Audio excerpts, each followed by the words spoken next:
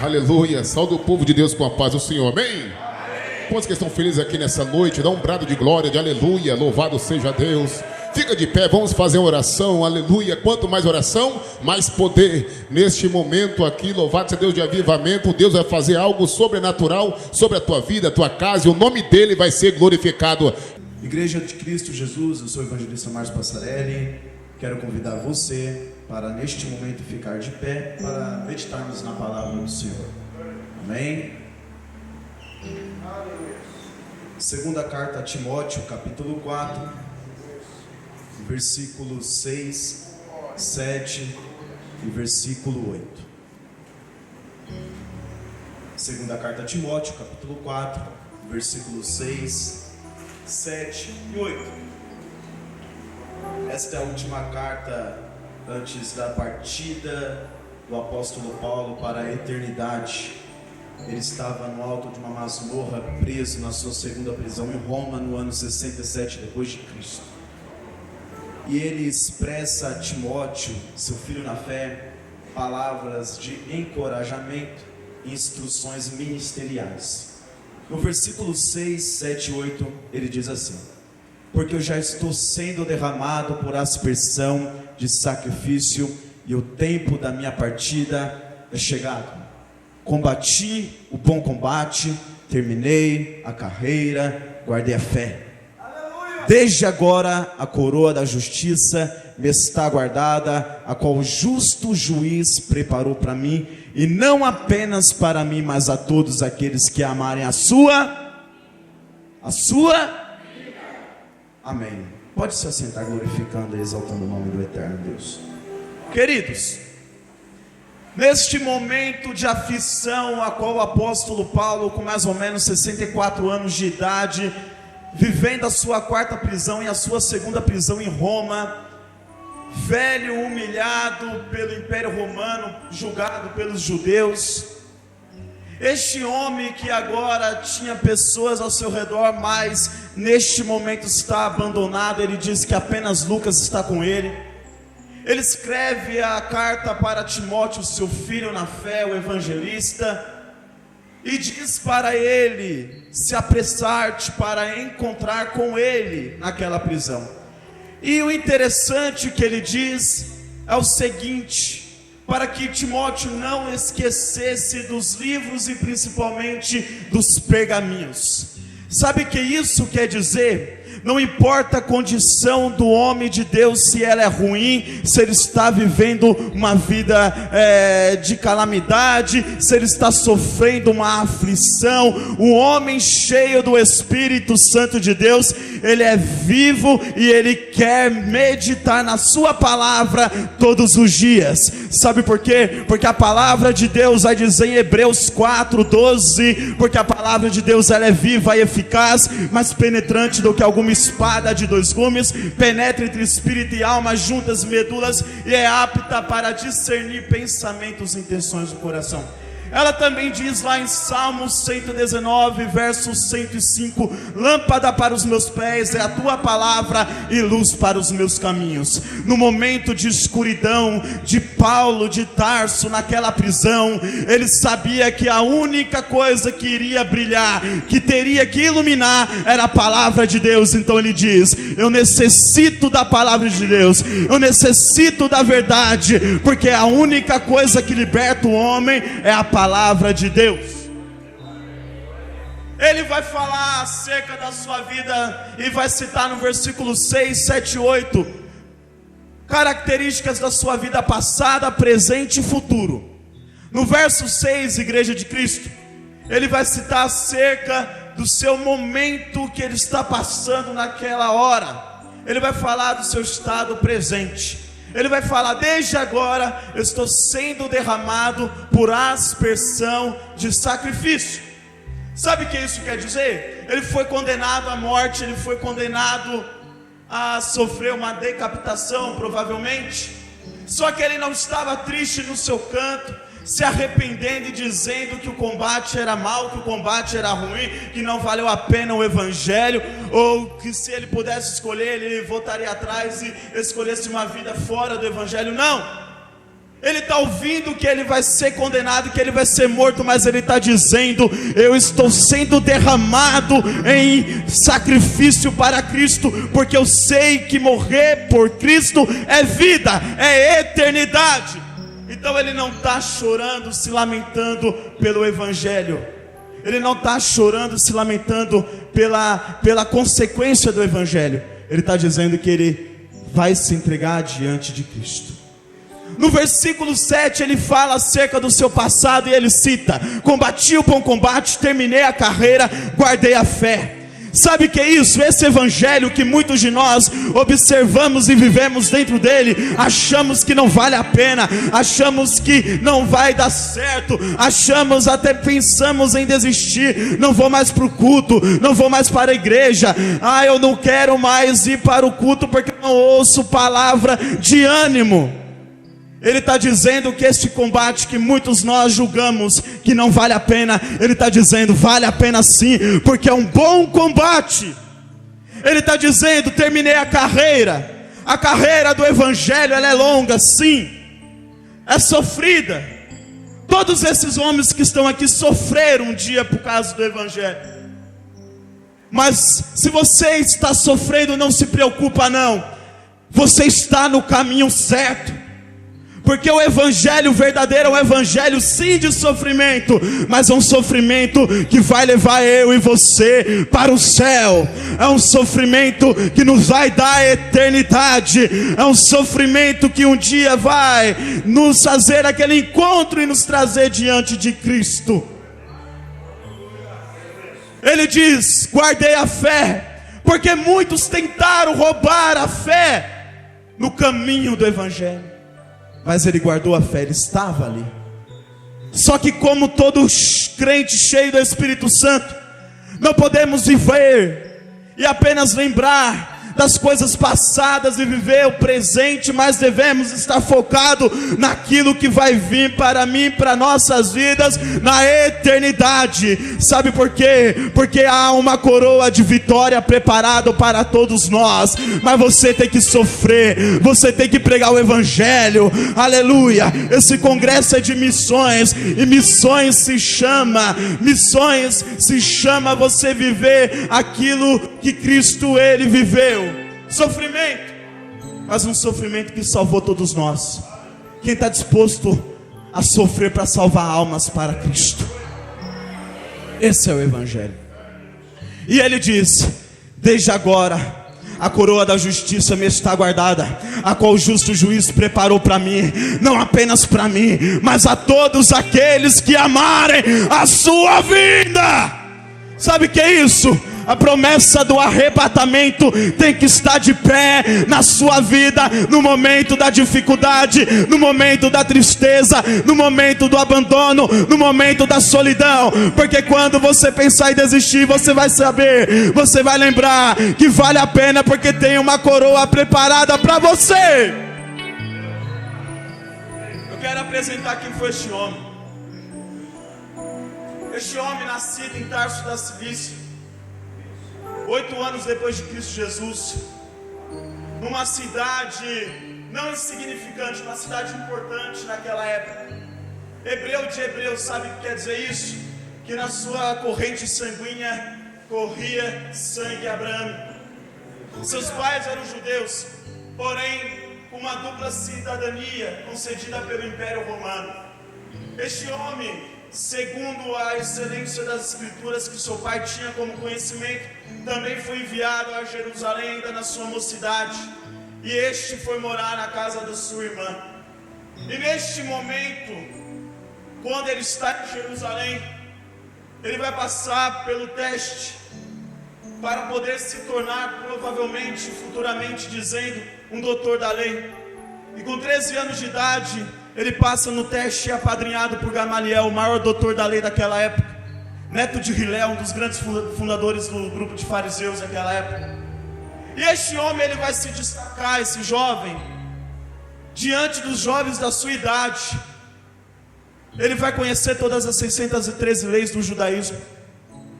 Ele vai conhecer a Tanakh, o Nevinho, o Ketuvim, a Torá. Ele vai viver como um futuro doutor da lei. Com 20 anos de idade, Saulo de Tarso alcança um status, uma intelectualidade fora do comum daqueles que estavam à sua volta. Falava o hebraico, o latim, o aramaico e o grego. Era um homem totalmente cheio de conhecimento, mas ainda lhe faltava uma coisa. Adivinha o que? A Bíblia vai dizer em 2 Pedro capítulo 3, versículo 18: antes crescer na graça e no conhecimento de Jesus Cristo. Não pode apenas ter conhecimento, tem que ter graça também. É bom estudar. Sou professor de teologia, eu tenho minha própria faculdade, 7 graus, seminário teológico, graça e conhecimento. Mas devemos ter graça. Saulo tinha conhecimento, mas ainda não tinha graça, e por este motivo pecou em perseguir a igreja de Cristo. E o evangelho vai se expandindo, ao mesmo tempo que Saulo vai se destacando numa sociedade, numa cidade que é beneficiada pela política do Império Romano. Do outro lado, uma cidade esquecida, Judéia, Galileia. Jesus se destacava, e no início do seu ministério, esse era como ninguém, só que ele era diferente de todos eles. Ele era diferente de Saulo de Tarso. Ele não tinha aprendido aos pés de Gamaliel, mas o maior conhecimento que ele tinha era maior do que todos aqueles que pregavam. E ele era diferente, ele apenas não pregava com eloquência, com oratória. Aonde ele passava, alguma coisa acontecia. Aonde ele entrava, milagres aconteciam. Mudo começava a falar, surdo começava a ouvir, cego enxergava, coxo se levantava e andava, mortos ressuscitavam. Ele era diferente, e por esse motivo foi levado e pregado numa cruz. E quando ele foi pregado numa cruz, houve festa dentro do sinédrio judaico, porque os doutores da lei provocaram aquela situação. Só que a minha Bíblia vai dizer que ele ressuscita. Descobriram que o túmulo estava aberto e não tinha sido aberto de fora para dentro, mas de dentro para fora. Perguntaram, olharam e perguntaram onde ele estava. Descobriram que ele tinha ressuscitado. Inventaram uma mentira para aquilo não viesse cair à tona para toda a sociedade. Os discípulos aguardando ele, recebem ele entrando no lugar onde eles estavam, se protegendo da perseguição, mas ele não bateu a porta para entrar. Ele assenta com eles e come um banquete. Como explicar o corpo ressuscitado de Cristo?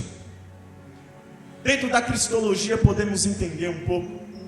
Porém, Jesus Cristo agora ele vai pregar acerca do reino de Deus durante 40 dias pós sua ressuscitação.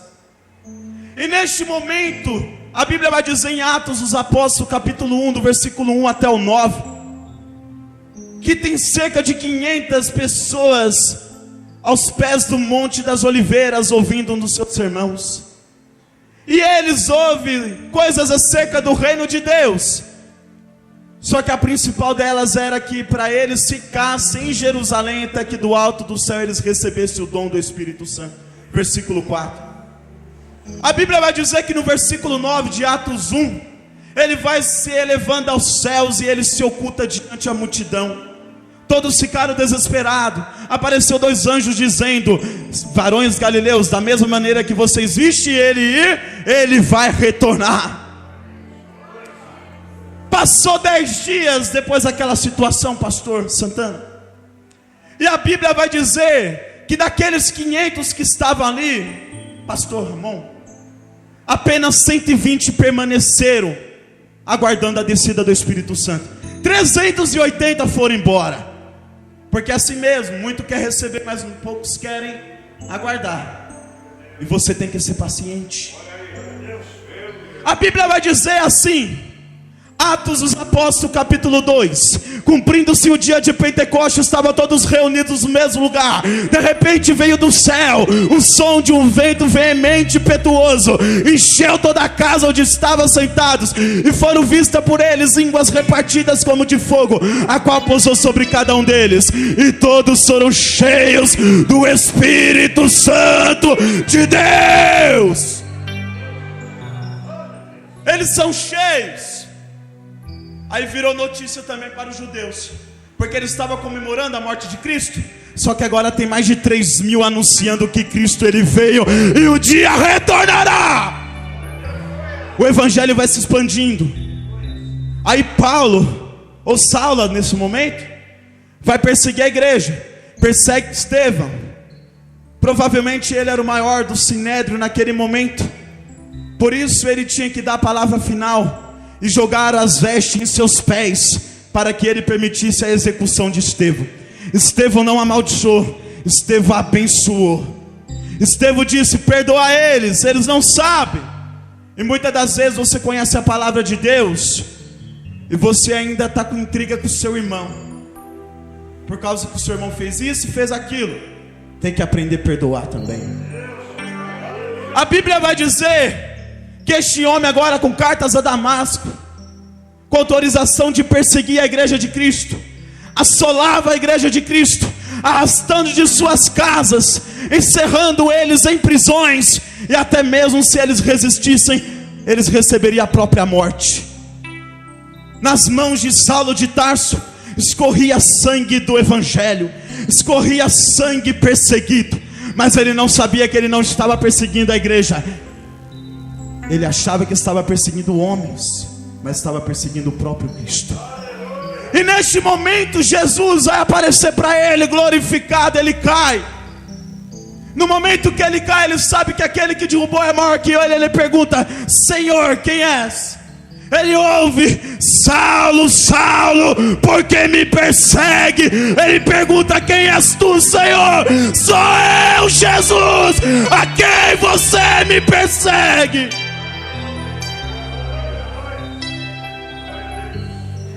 Neste momento ele recebe a mensagem, e no seu subconsciente ele diz: eu errei. Que queres que eu te faça?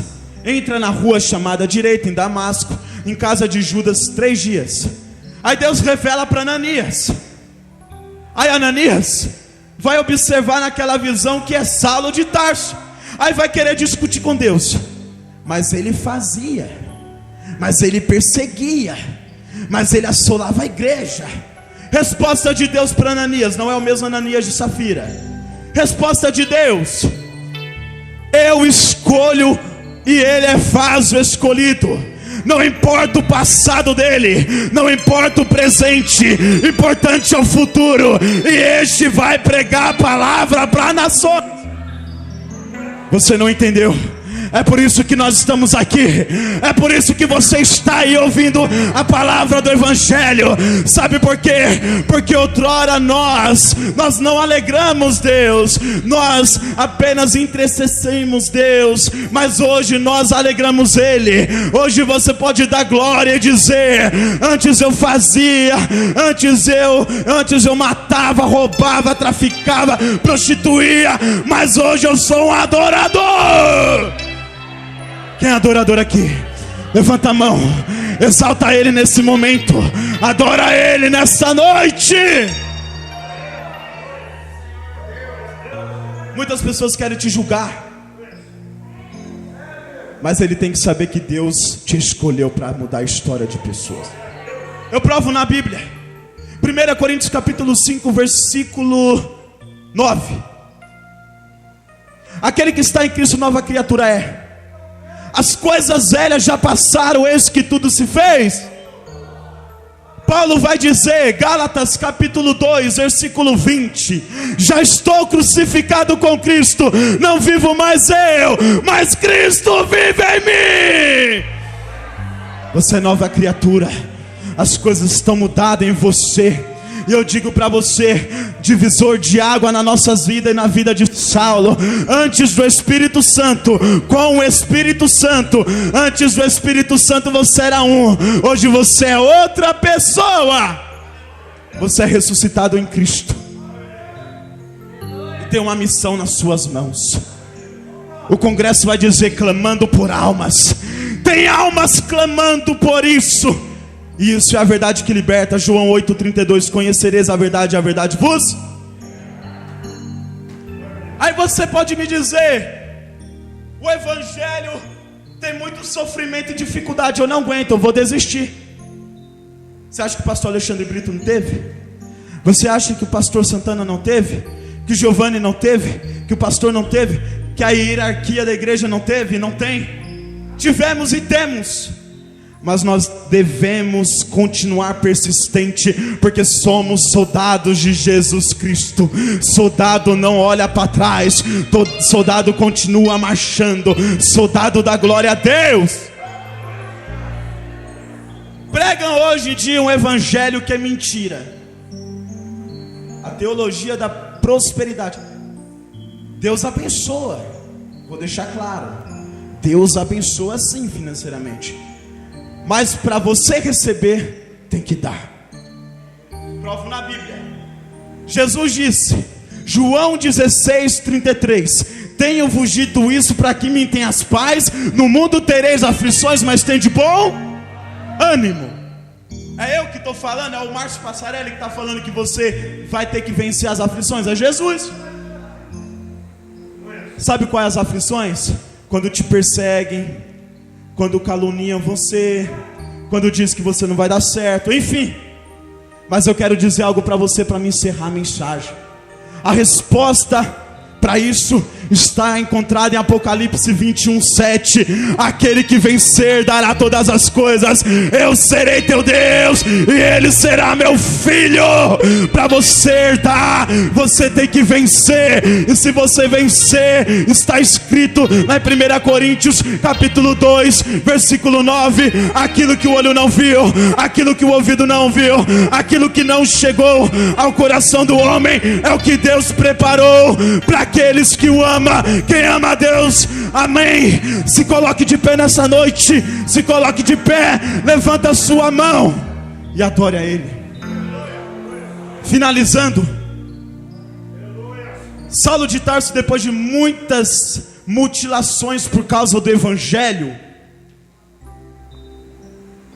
depois de muitas aflições, depois de viagens missionárias, agora ele se encontra aqui, onde ele diz: combati o bom combate, terminei a carreira, guardei a fé.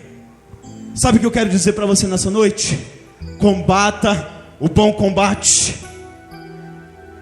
termina a sua carreira, guarda a sua fé. Sabe por quê?